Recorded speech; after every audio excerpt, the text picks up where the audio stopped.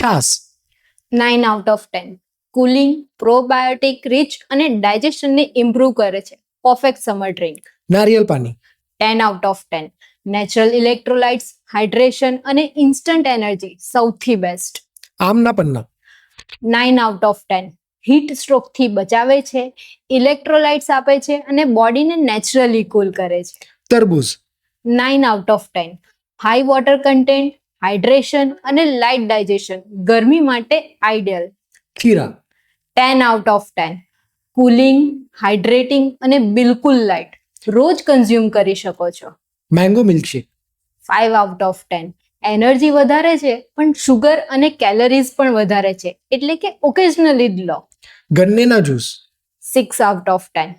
Instant energy આપે છે પણ શુગર હાઈ હોવાના કારણે લિમિટેડ ક્વોન્ટિટીમાં લો. આઈસ્ક્રીમ. 3/10.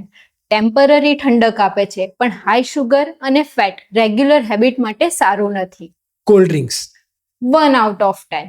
ફક્ત શુગર અને કેમિકલ હાઇડ્રેશનનું ઓપોઝિટ ઇફેક્ટ આપે છે.